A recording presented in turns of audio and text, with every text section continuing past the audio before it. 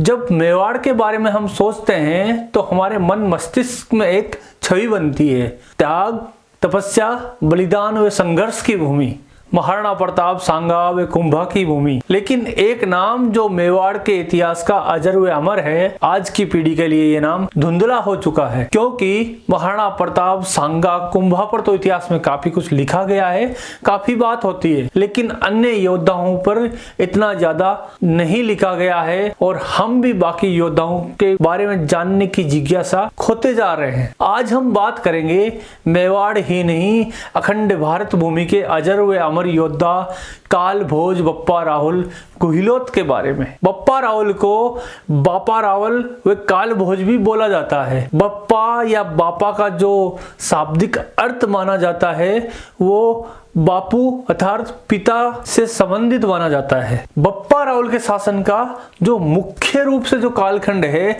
वो 734 ईस्वी से 753 ईस्वी तक माना जाता है। 725 ईस्वी से 738 ईस्वी के मध्य अरब के मुसलमानों ने सिंध की ओर से लगातार राजस्थान पर आक्रमण किए। इस कालखंड में चित्तौड़ पे मौर्य वंश का शासन था और गुहिलोत वंश के बप्पा रावल उस समय मेवाड़ के एकलिंग जी के पास नागदा में शासन किया करते थे। ये जो पृष्ठभूमि है ये उस समय की है जब अरब से मुस्लिम आक्रमण राजस्थान पे हो रहे थे और उस समय बप्पा रावल एक छोटे से गांव नागदा पे शासन कर रहे थे, छोटे से भूखंड पे शासन कर रहे थे, जबकि चित्तौड़ जैसी बड़ी जगह पे उस समय जो राज था वो मौर्य वंश के राजा का था। लेकिन इस बात को भी आपको समझने की जरूरत है कि इस काल में मौर्य व गुहिल वंश दोनों ही प्रतिहारों के सामंत मात्र थे, अर्थात मुख्य जो भारत की सत्ता है वो गुहिलोत या मौर्य वंश के हाथ में नहीं होके प्रतिहार राजवंश के हाथ में थी। हम आपको साथ ही साथ ये बताते चले कि इस कालखंड में प्रतिहार राजवंश के सबसे जो प्रतापी राजा जिनको माना जाता है वो थे नागवट प्रतिहार, जो कि उस समय उज्जैन में राज किया करते थे। और ये जो चित्तौड़ का इलाका है या जो मेवाड़ का इलाका है ये उन्हीं के अंडर थे। इनके सामंत जो मौर्य या गुहिल थे वो यहाँ शासन किया करते थे।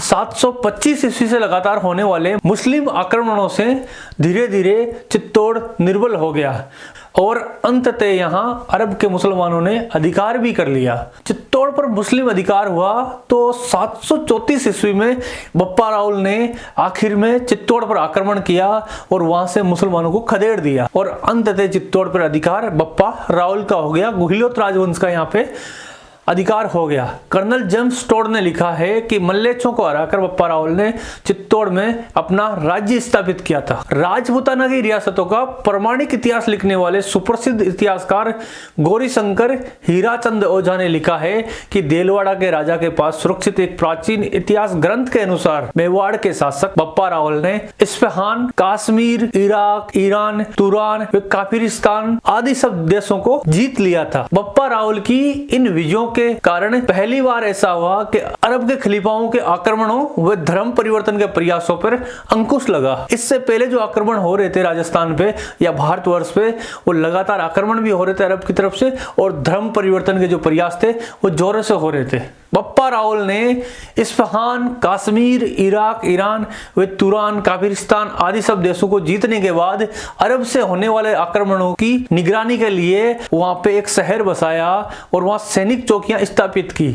इस शहर को आज हम रावलपिंडी के नाम से जानते हैं, जो कि वर्तमान के पाकिस्तान में स्थित है। रावलपिंडी एक तरह से बप्पा रावल का सैन्य अड्डा हो गया था अरब के आक्रमण को रोकने के लिए। मेवाड़ के राजा नरवाहन के शिलालेख में बप्पा रावल को गुहिल वंश के राजाओं में चंद्र व पृथ्वी का रतन कहा गया है। बप्पा रावल का बल व प्रताप इतना बड़ा कि भावी संतानें उन्हें वंश का संस्थापक मानने लगी, जबकि गुहिल वंश का मूल पुरुष गुहादित्य थे, जो कि बप्पा रावल से तकरीबन 200 साल पहले 566 ईस्वी में हुए थे। ये जानकारी हमने उदयपुर राज्य के इतिहास के प्रथम भाग से लिए, जिसे कि गौरीशंकर ओझा ने लिखा है। अगर बप्पा रावल से संबंधित ये वीडियो आपको पसंद आया है तो इस वीडियो को लाइक करें, शेयर करें,